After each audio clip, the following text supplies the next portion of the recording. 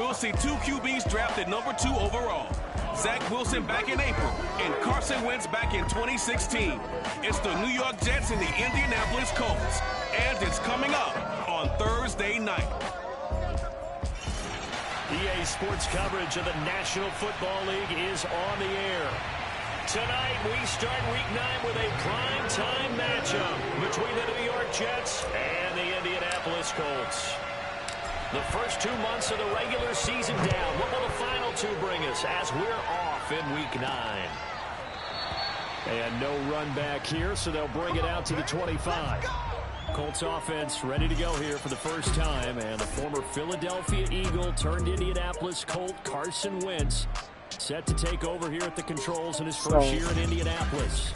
Would you say that last week's performance by him, workmanlike in terms of numbers? 1 touchdown, 1 pick, but obviously a loss. Yeah, and that's the bottom line for him. All he cares about is how do we find a way to win the game. Maybe leans on a few other parts of the offense, and hopefully springs a receiver or 2 free. Calling no gain on the game's first play, and it's 2nd down now. This defense for the Jets, they were very good in the victory a week ago over Cincinnati. And how'd you like to be the quarterback reviewing the game tape from last week and seeing this defense on the spot on almost every snap? If the ball was in the air, they took it away. If the ball was popped free, they picked it up. 5 takeaways in last week's game. A 2nd down pass play there, but it's incomplete. So now an early 3rd and 10 here on their opening drive. Wentz now to throw. He'll take a shot downfield for Pittman.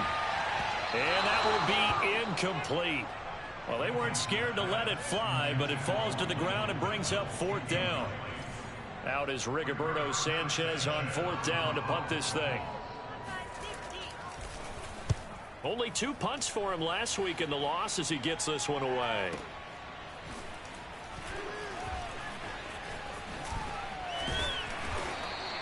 That'll be put in the books as a 53-yard punt. And the Jets will take over 1st and 10. Well, the Jets about set to go here on the offensive side for the first time. And leading them out, Charles, the number 2 overall pick in this April's draft. It's Zach Wilson out of BYU.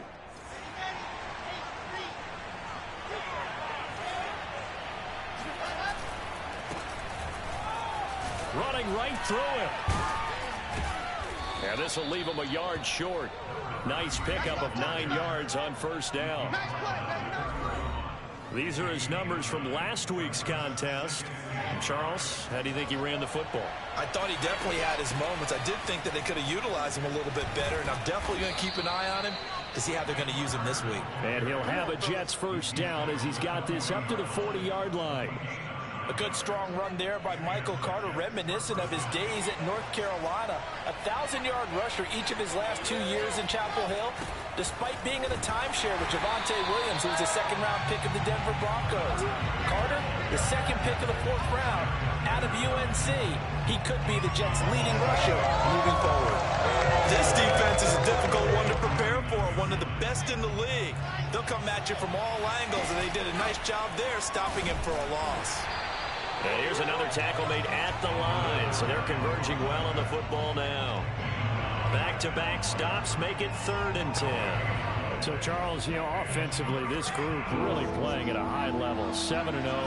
And we're still a long ways from discussing a potential unbeaten season, I think. But to use a golf expression, no blemishes on the card, at least to this point. Yeah, unlike my teenage years where there were blemishes everywhere and the dermatologist was on speed dial. But I do think that they're going to have to start answering questions about this start if they keep winning games.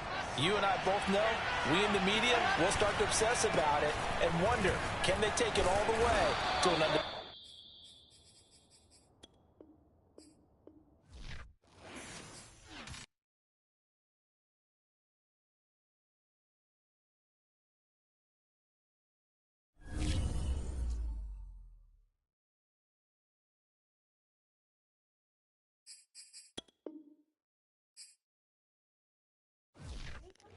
Just trying to get the glowy in there.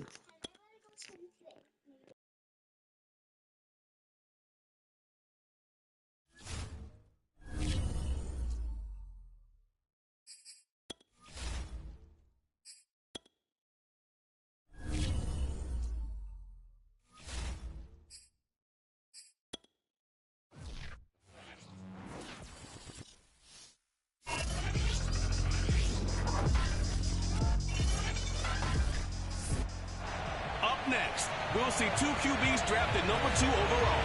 Zach Wilson back in April and Carson Wentz back in 2016. It's the New York Jets and the Indianapolis Colts. And it's coming up on Thursday night. And ultimately cannot get this out to the 25-yard line as he's dropped at the 23.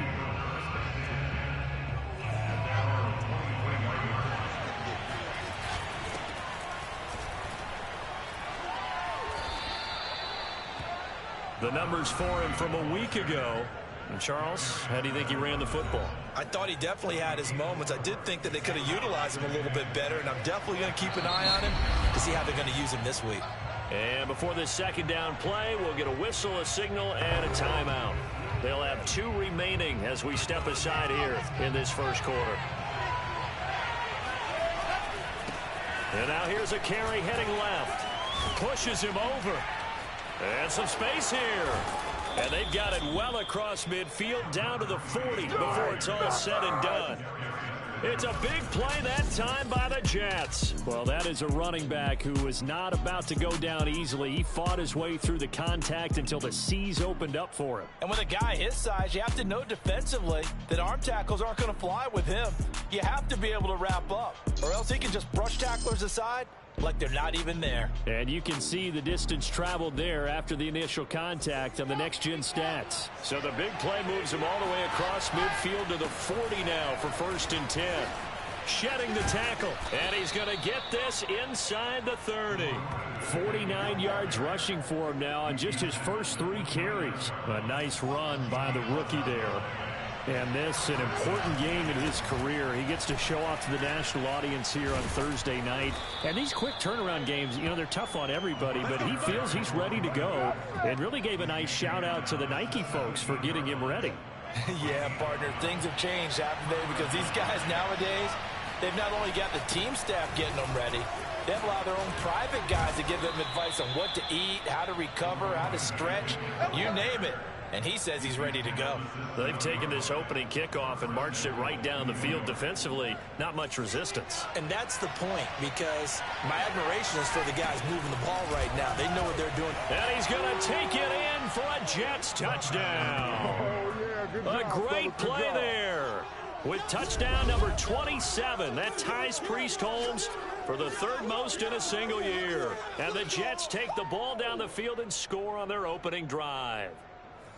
With these Thursday night games, sometimes you get those quick turnarounds. You wonder how a team's going to start. They started really well. Everyone's always wondering, going into a Thursday night game, who has their legs, who has the overall health of a team.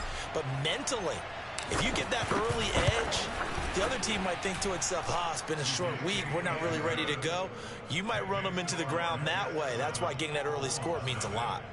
Gonzalez good on the extra point, and that makes the score 7-0.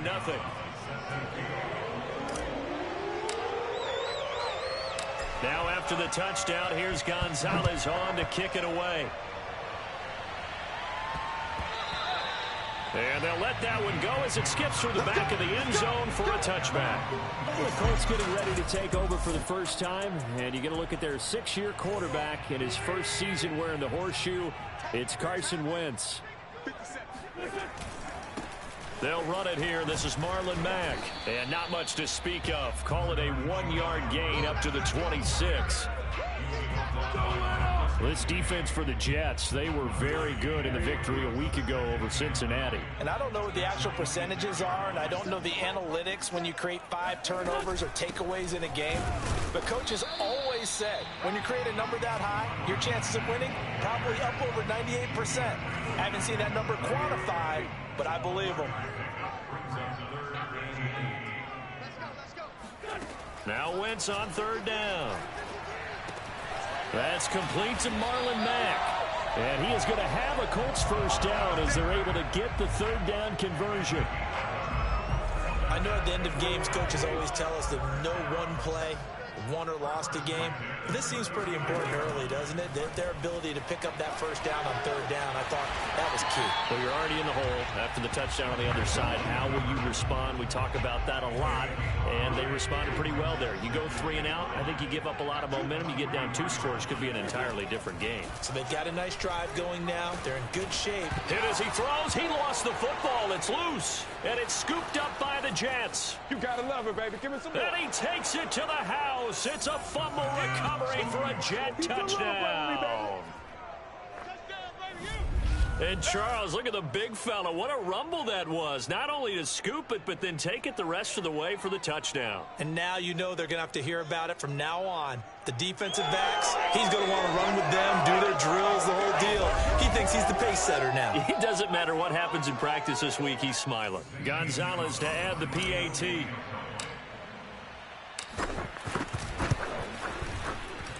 And it's good, and they have jumped out here to a quick 14-0 first quarter lead. So not only the cough up, but then the pickup on the other side, the scoop, and the score the other way, the fumble return for a touchdown. So here's the kickoff now as they'll get it again following that fumble return for a score. Here's Isaiah Rodgers to return. And down he goes just shy of the 25. Now, penalty marker is down. Let's see what that's about.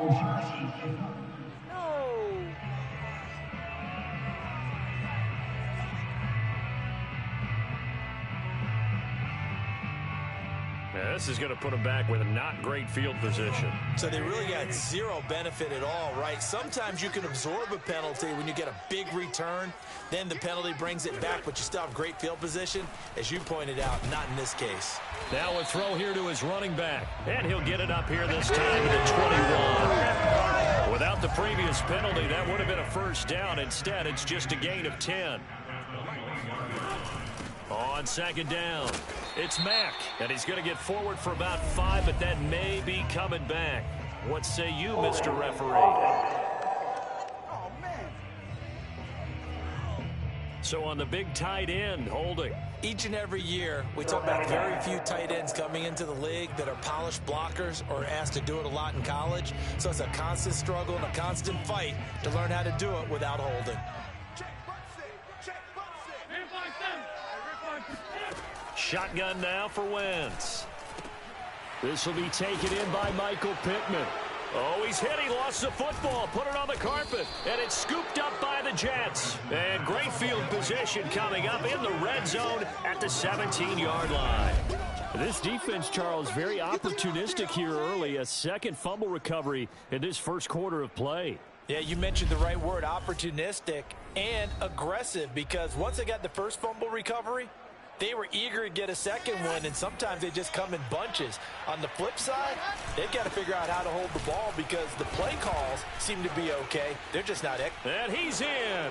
Touchdown, Jets. A great effort there. With his 28th touchdown, drawing level with Sean Alexander for the second most in a single year. And the Jets are able to strike quickly to add on to their lead. You can talk about certain guys just having a nose for the end zone. He's one of them, and he was not going to be denied there. And defensively, especially in the red zone, you've got to be able to at least slow him down and hold on for dear life. But he's able to get out of a couple of tackles there, and not enough people got there in time. Pretty poor on the defensive side of the ball. Gonzalez able to tack on the PAT, and that makes the score 21-0.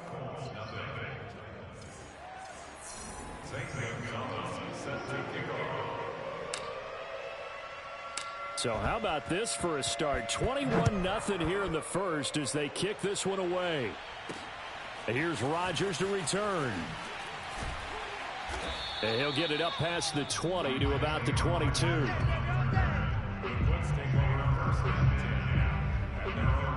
Here comes the Indianapolis offense now as they get set to take over. And they had the fumble last time that led to a touchdown. That's a no-no. We'll see what they do here this go-around. A big no-no. Put that in capital letters. Turning it over, the other team takes it down and scores. That can be a deflator for a football team.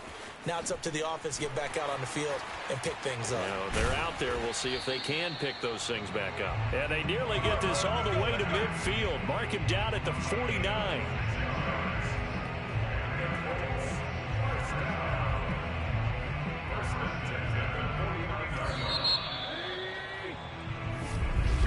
Second quarter now from Indianapolis with the homestanding Colts in possession. 21-0 our score after one. Now a run with Mack. There to make the tackle, Steven Nelson. I feel like I could see what he was thinking on that carry. Wanted to follow that big tackle through the hole. Ended up only getting 4 yards on the carry. I think he had designs on that one being bigger. Following the pickup of 4, here's 2nd and 6. Now Wentz. Oh, he's going to let this go for the end zone. And he's got his man. It's Hilton for the Colts touchdown. T.Y. Hilton, his 4th touchdown on the year. And the Colts are able to cut into this lead. I tell you, when Carson Wentz can really step into one and get that 6'5" frame behind it, he can really launch it. And I'm telling you, nothing will light up a crowd more than a play like that. Here in the stadium, all eyes were on the receiver streaking downfield, and you know everyone was thinking, throw it, he's open. What a connection there for the touchdown.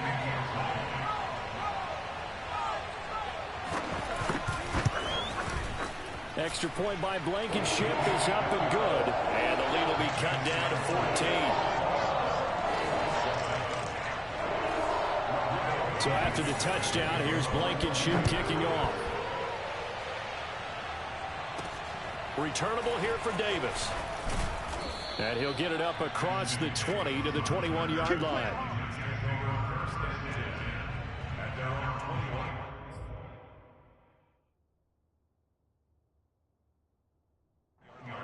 A look at the running back, the man out of the backfield as he gears up to go again. He's in his zone, second quarter, already closing in on a 100-yard game. And that's the magic number for a running back. Anytime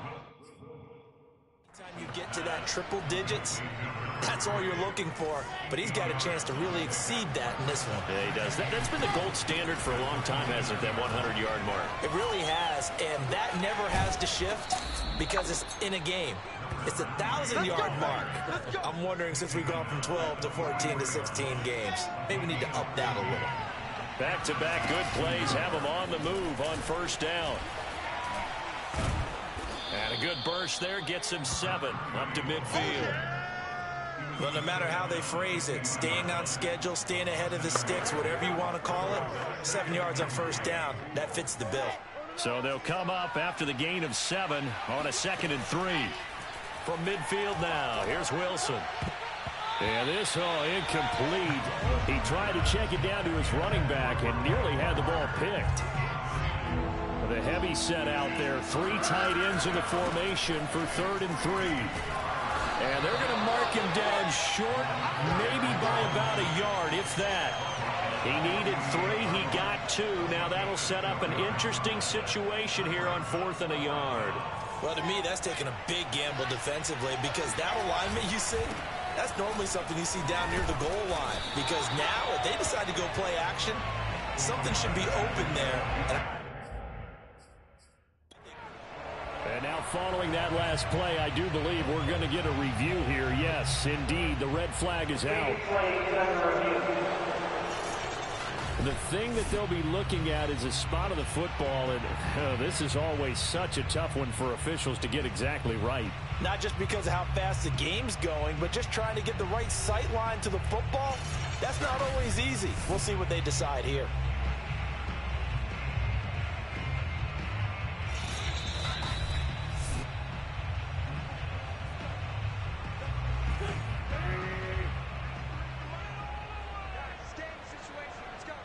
So not successful there on the challenge, and he'll have to be careful from here on out because he'll only have 1 challenge remaining. And he's got his man. It's Hilton. Do better than that. Do better than that. Try that again.